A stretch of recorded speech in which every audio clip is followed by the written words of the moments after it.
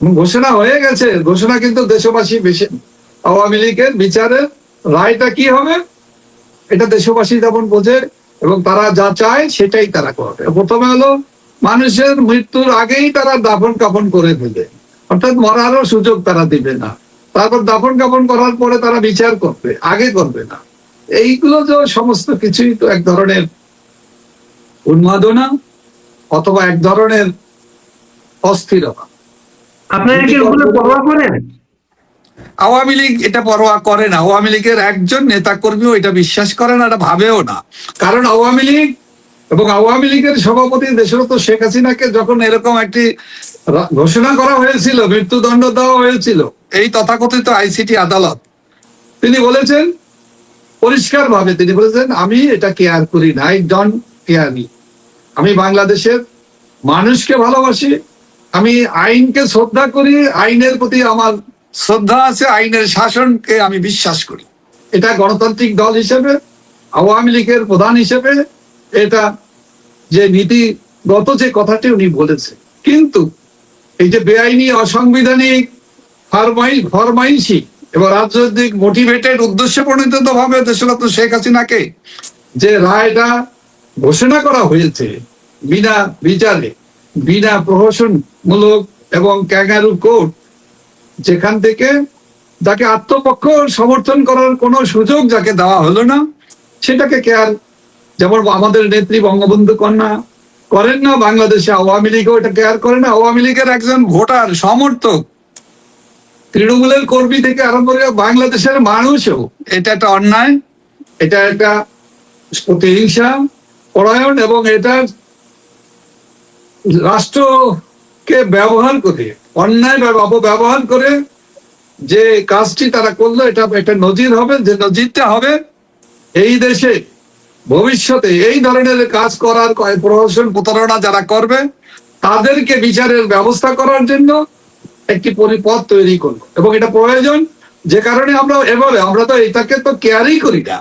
আমরা আমাদের নেতা কর্মীরা, আমাদের ভোটাররা, সমর্থকরা, বাংলাদেশের মানুষ, এমনকি আন্তর্জাতিক ভাবে সারা বিশ্বে বাংলাদেশের যারা নিয়ে, বাংলাদেশের যে মানুষরা আছে, আমাদের শ্রদ্ধেয় প্রাণপ্রিয় ভাই বোনেরা আছেন, সবাই এটাকে প্রত্যাখ্যান করে। আন্তর্জাতিক মিডিয়াগুলো এইভাবে একটা মৃত্যুদণ্ড দেওয়া যায় না, ঘোষণা দেওয়া যায় না, এটা তারাও যেমন ভাবে ঢালাও ভাবে প্রচার করেছে এবং অন্যায় করা হয়েছে। আন্তর্জাতিক মানবাধিকার সংগঠনগুলোও কিন্তু এই রায়কে তারা প্রত্যাখ্যান করেছে, বিভিন্নভাবে তার ত্রুটি বিচ্যুতি, বিভিন্ন ধরনের যে অনৈতিক পদক্ষেপ গুলো নিয়েছে, এগুলো কিন্তু আন্তর্জাতিকভাবে, আন্তর্জাতিক বিচার আছে, আন্তর্জাতিকভাবে মানবাধিকার সংগঠন আছে, বিভিন্ন ধরনের বাংলাদেশ সহ অন্যান্য সারা দুনিয়ার শান্তি শৃঙ্খলা, আইনের শাসন, মানবাধিকার প্রতিষ্ঠার জন্য যারা কাজ করে তাদের কাছে এটা ধিকৃত হয়েছে। সেই জায়গায় দাঁড়িয়ে বাংলাদেশের আমাদেরকেও একইভাবে রায় দেওয়া হচ্ছে। হাসানুল্লাহ কিনু 14 দলের নেতা, যার সাথে সভাপতি, তাকেও তো 30 বছর সাজা দেওয়া হয়েছে উদ্দেশ্য প্রণোদিত ভাবে একজন মুক্তিযোদ্ধাকে। লক্ষ্য হলো একটাই, ভয়ের রাজত্ব কায়েম করা, আতঙ্ক সৃষ্টি করা, প্রতিহিংসা। ইউনুস, ফ্যাসিস্ট ইউনুস যেমন প্রতিহিংসার পরায়ণ একজন মানুষ, তিনি প্রতিহিংসা বাস্তবায়নের জন্য যা করেছে, যার কোনো আইনি ভিত্তি নাই, যার যে কোনো ম্যান্ডেট নাই, যার সাথে জনগণের এবং দেশের সংবিধানের সাথে, শাসনের সাথে কোনো ধরনের সম্মান বোধও যারা দেখায়নি, সেই একই ধারাবাহিকতা, এই একই ক্ষমতার উত্তরসূরি ভাগ বাটোয়ারার যে সরকার আছে, তারাও একই কাজটি করেছে। এখানে জামাত, আওয়ামী লীগ একটা গণতান্ত্রিক নিয়মতান্ত্রিক রাজনৈতিক দল।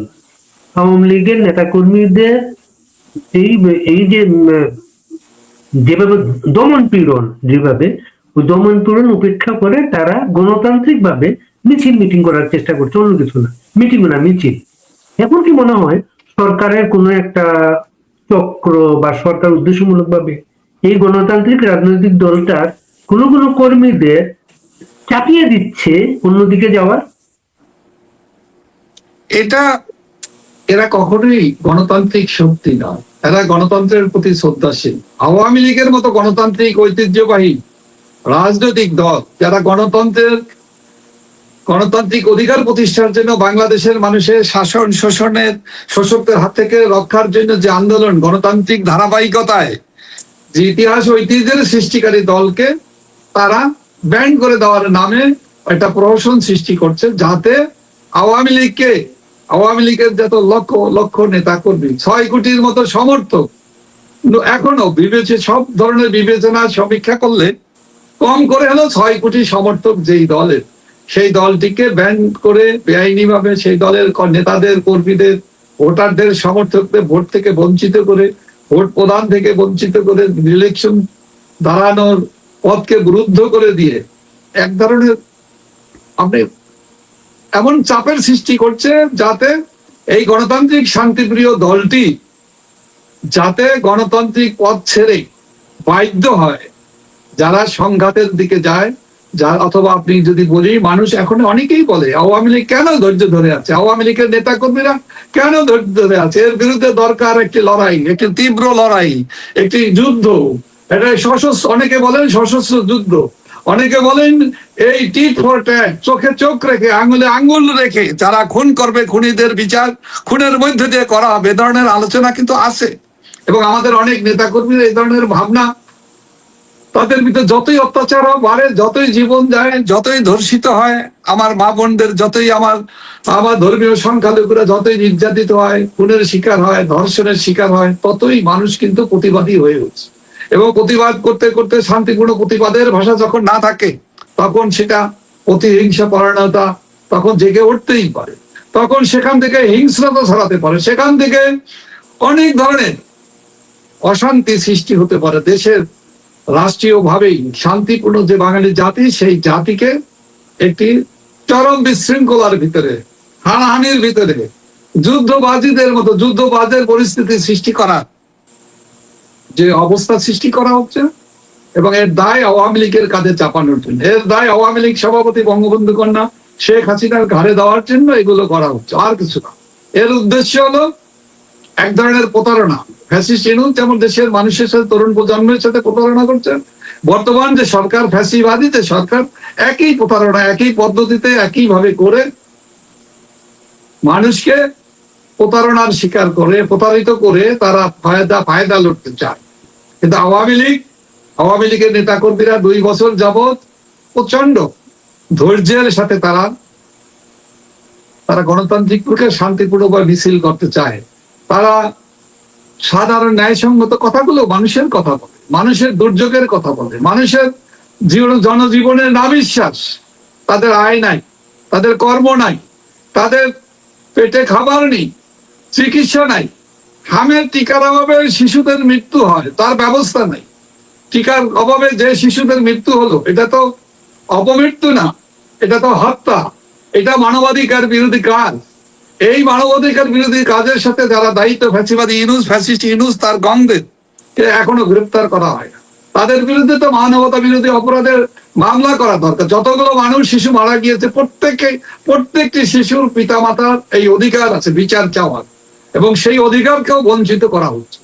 এটা তো বর্তমান কোন আদালত মামলাই নিচ্ছে না, মামলা নিচ্ছে না, আদালতের কথা বলার অধিকার নেই, আইনের শাসন করার, প্রতিষ্ঠা করার লক্ষ্যে বিচার ব্যবস্থাকে ইন্ডিপেন্ডেন্ট করা, স্বাধীন করার নামে পরাধীন করে রাখা হয়েছে। তাদের ক্ষমতায় থাকতে আমরা দেখতাম মাঝে মাঝে সুমোটো করতেন আদালত, বা অনেক আইনজীবী ছিলেন, তারা কোর্টে নিয়ে যেতেন ব্যাপারটা সব সময়। বক্তব্য দিত। হ্যাঁ, এখন তারা কেউ এই কথাটা বলছেন না, এমন কোন সুমোটোর কোনো নজির নেই, কিন্তু নাই, সুমোটো নাই।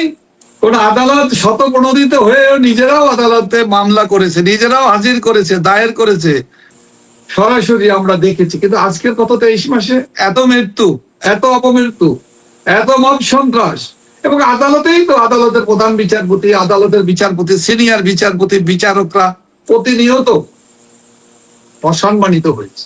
এর অসংখ্য ভুরি প্রমাণ আছে, ডকুমেন্ট আছে।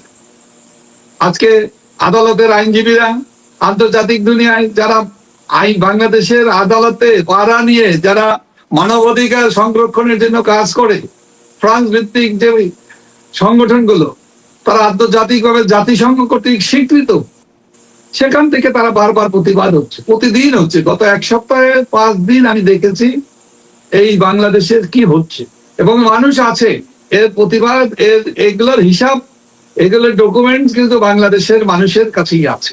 সময় আসলে এই মানবাধিকার বিরোধী এই অপকর্ম, এই খুনিদের বিচার হবে, তদন্ত হবে, পাই পাই হিসাব করে বিচার হবে, আদালতেই বিচার হবে, এবং আদালতের রায়ের ভিতর দিয়ে এদেরকে উপযুক্ত বিচার, সাজা তাদের ভোগ করতেই হবে। যে কারণে মানুষ প্রতিটি মুহূর্তেই, বাংলাদেশের মানুষ প্রত্যাশা করে বাংলাদেশকে বাঁচাতে হলে, বাংলাদেশকে রক্ষা করতে হলে, বাংলাদেশের উন্নয়ন অগ্রগতিকে ঘুরে দাঁড়াতে হলে, ফিরে পেতে হলে, সুখ শান্তি আইনের শাসন প্রতিষ্ঠা করতে হলে শেখ হাসিনাকেই প্রয়োজন। শেখ হাসিনা যে কারণে মানুষের মুখে মুখে, শ্রমজীবী মানুষ, মেহনতি মানুষ, শিক্ষক, ছাত্র, তরুণ প্রজন্ম, জেনজিরাও কিন্তু এখন বলে শেখ হাসিনা আসলে বাংলাদেশ আসবে, শেখ হাসিনা আসবে বাংলাদেশ জাগবে, শেখ হাসিনার নেতৃত্বে বাংলাদেশ আবার আগের মতো আমরা আমাদের অধিকার, গণতান্ত্রিক অধিকার, আমাদের আইনের শাসন, আইন শৃঙ্খলার উন্নয়ন, আদালতের ন্যায় বিচার বাংলাদেশের মানুষ পাবে। খুনিদের বিচার হবে। খুনের দায় নিয়ে যারা খুনি, যারা লুটেরা, অগ্নিসংযোগকারী অথবা যারা ধর্ষণকারী, তাদেরকে রক্ষা করা। আর যাই হোক, শেখ হাসিনার শাসনের আমলে কখনোই রক্ষা পায় নাই, এবং এদেরকে বিচারের মুখোমুখি করা হয়েছে, এবং এরা তাদের ন্যায্য বিচার তারা পেয়েছে। যারা হারিয়েছে তারা ন্যায্য বিচার পেয়েছে, যারা খুন করেছে তাদেরকে বিচার করা হয়েছে। আমরা একটু অন্য প্রসঙ্গে যাই। আজকে দুটো নিউজের, একটা নিউজ হচ্ছে আইরিন খান এমনিস্টি ইন্টারন্যাশনাল ছিলেন, মহাসচিব ছিলেন, এশিয়ার প্রথম নারী, প্রথম মুসলিম নারী হিসেবে সে এমনিস্টির ওই পদে গিয়েছিলেন। আইরিন খান যখন সেই ভূমিকাটা পান তখন তার এইভাবে পারিবারিক পরিচয়টা এইভাবে সামনে আসে নাই, কিন্তু এই আইরিন খানকে আজকে যখন যে জাতিসংঘের স্থায়ী প্রতিনিধি করা হচ্ছে, সমস্ত মিডিয়াতে তার পারিবারিক পরিচয়টা এসছে। তিনি হচ্ছেন প্রাইম মিনিস্টারের মিসেসের কাজিন, আপন কাজিন। তা আইরিন খানের একটা ইন্টারভিউ ডয়েচে ভেলেতে আমরা শুনছিলাম, সেখানে উনি বলছিলেন যে জাতিসংঘের যে রিপোর্টটা গত জুলাইকে কেন্দ্র করে বাংলাদেশে, ওই রিপোর্টে তিনি জড়িত ছিলেন। এই রিপোর্টটা তার না, কিন্তু এই রিপোর্টের সাথে তিনি সম্পর্কিত ছিলেন। ওই রিপোর্টে উল্লেখ করা আছে এইটা কোনো ক্লাসিফাইড রিপোর্ট না, এটাকে অনুসরণ করে তদন্ত করা যেতে পারে। কিন্তু আইরিন খান রয়্যাল ইন্টারভিউতে সেটা বলেন নাই, তদন্ত করে বেরিয়ে করা। আইরিন খান বলেছেন যে আওয়ামী লীগকে দোষ স্বীকার করতে হবে, করা উচিত, ইত্যাদি ইত্যাদি। আপনি কিভাবে দেখেন বিষয়টাকে? দেখেন, আইরিন খান এশিয়া তথা এই উপমহাদেশেও বাংলাদেশের একজন নারী, এবং উনি একজন শিক্ষিত মানুষ, নারী, এবং মানবাধিকার নিয়ে দীর্ঘদিন কাজ করেছে। তার একটা অবস্থান, পরিচিতি ছিল, একটা সুনাম ছিল। উনি ডয়েচেভেলের বেশি কথা না বলে আমি বলি, উনি এক ইন্টারভিউর ভিতর দিয়ে উনি একটা চাকরি পেয়েছে।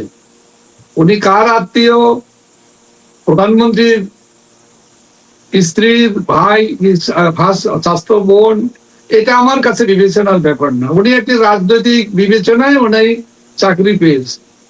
আর এক চাকরি পাওয়ার বিনিময়ে উনি সারা জীবন ওনার যা অর্জন, সেই অর্জন কিন্তু উনি হারিয়ে ফেলছে। কারণ জাতিসংঘ 5ই আগস্ট থেকে 8ই আগস্ট পর্যন্ত আগে পরের ঘটনা নিয়ে তারা একটা তদন্ত প্রতিবেদন দিয়েছে, এবং তারাই বলেছেন যে এটা একটা চূড়ান্ত না, এবং এইটার উপরে ভিত্তি করে তদন্ত করে এটার আরো সুন্দরভাবে এটা বের করা আনা সম্ভব। তার সেইগুলো নিয়ে উনি যখন জাতিসংঘে সরকারের দায়িত্ব নিয়ে ওনাকে নিয়োগ দেওয়া হয়েছে, সাথে সাথেই উনি সরকারের অপকর্মের দায়টা উনি কাঁধে নিয়ে নিলেন। উনি ন্যায্য কথাটা বলার চেষ্টাটাই করলেন।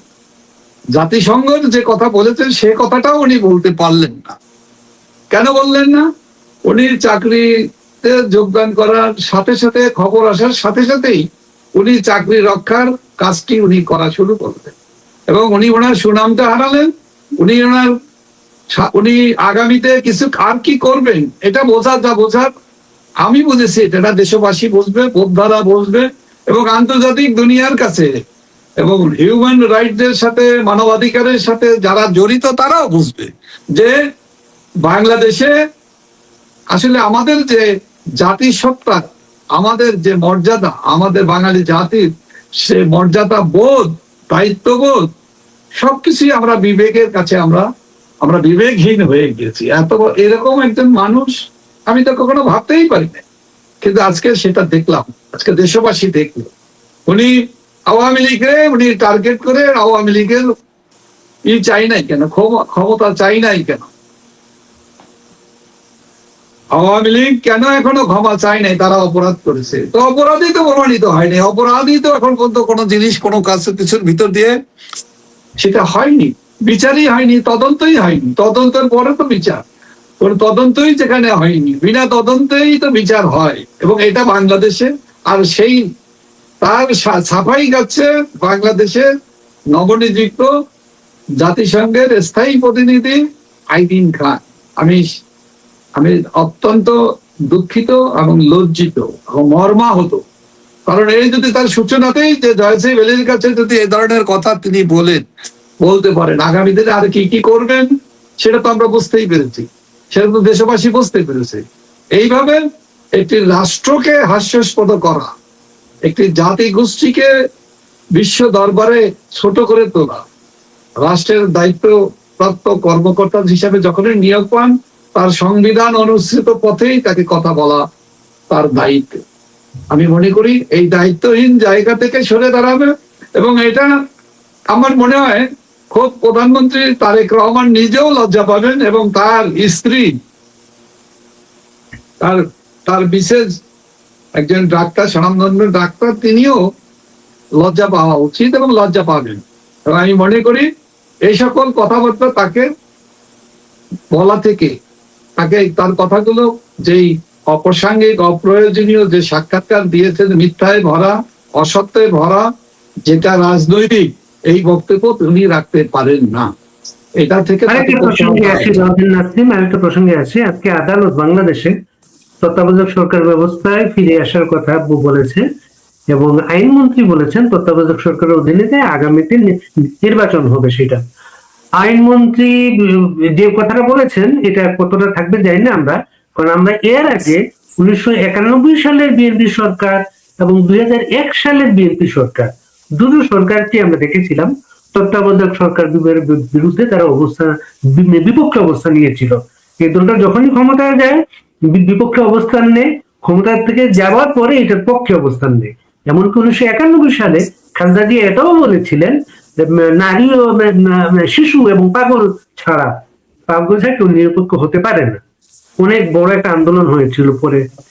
আপনারা এখন এই অবস্থানে থেকে এই বিষয়টাকে কিভাবে দেখেন? এটা হলো কথার সাথে কাজের মিল থাকতে হবে, এটাই তো আপনি মূল জিনিসটাকে বলতে চাচ্ছেন। যারা নিজেদের সুবিধার জন্য কথা বলে তারা তো সুবিধাবাদী, তারা সুবিধাবাদী কাজটা করে কখন? যেমন এই আইনমন্ত্রী অ্যাটর্নি জেনারেল থাকতে বলেছেন তারা কোন রাজনৈতিক দল নিষিদ্ধের পক্ষে না, তার হাতেই কিন্তু নিষিদ্ধের বিষয়টা এসেছে। ওনাদের কথাবার্তা ধারাবাহিকতা থাকে না, কিন্তু ধারাবাহিকতা থাকবে না তো, কারণ ধারাবাহিকতা থাকার জন্য দরকার দৃঢ়তা, দরকার সাহস, দরকার ন্যায়, একটা হিস্ট্রি, ইতিহাস, ঐতিহ্য, এগুলো কোনো কিছুই এই দলটির নেতাদের, সরকারের মন্ত্রণালয়ে যারা মন্ত্রী আছেন তারা, উনি রাষ্ট্রের সর্বোচ্চ আইন কর্মকর্তা হিসাবে উনি বাহবা নিয়েছেন যে আওয়ামী লীগের মতো রাজনৈতিক দলকে বাতিল করা যায় না, ব্যান করা যায় না।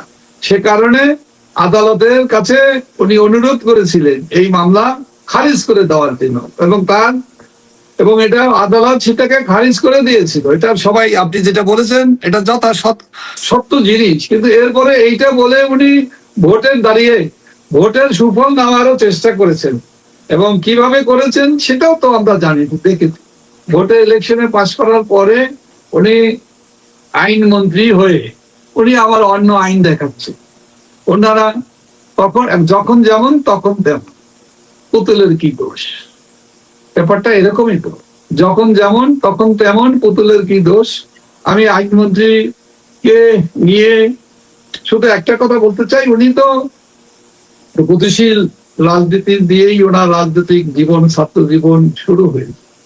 তো ওনার মতো মানুষের কাছ থেকে যে কথাগুলো এক এক সময় প্রতিদিন আমরা যা দেখছি, যা প্রত্যক্ষ করা হচ্ছে, তাতে তো মানুষ, ওনার সাবেক নেতা হাসানুল্লাহ কিনুর ফাঁসির আদেশ হয়েছে উনি আইনমন্ত্রী থাকা অবস্থায়।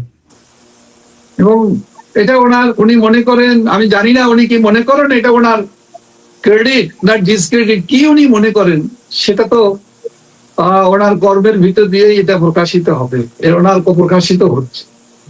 এবং ওনার যা চিন্তা, ওনার যা ভাবনা, এখন যিনি সর্বশেষ যেটা হবে এটাই তো লেখা থাকবে।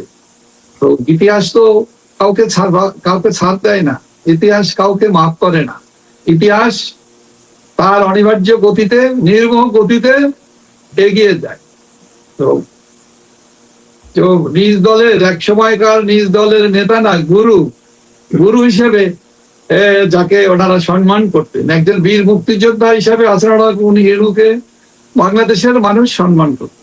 উনি একজন সাহসী যোদ্ধা, তিনি একজন মুক্তিযোদ্ধার মুজিব বাহিনীর প্রশিক্ষক হিসাবে তিনি যে অবদান রেখেছেন, এটা তো বাঙালি জাতি কোনোদিন ভুলবার না, এটা স্মরণে অবশ্যই থাকবে এবং স্মরণযোগ্য। আজকে তার মতো মানুষকে, একজন সারা জীবন প্রগতিশীল আন্দোলন করেছে, গণতন্ত্রের পক্ষে কথা বলেছে, তাকে এভাবে সাজা দেওয়ার মানেই তো হলো রাজনীতিকে বিরাজনীতি করা। রাজনীতি যাতে দেশে না থাকে, রাজনীতিবিদরা, গণতান্ত্রিক রাজনৈতিক দলগুলো টিকে থাকুক, গণতান্ত্রিক রাজনৈতিক দলের নেতৃবৃন্দরা গণতন্ত্রের পক্ষে, মানুষের পক্ষে,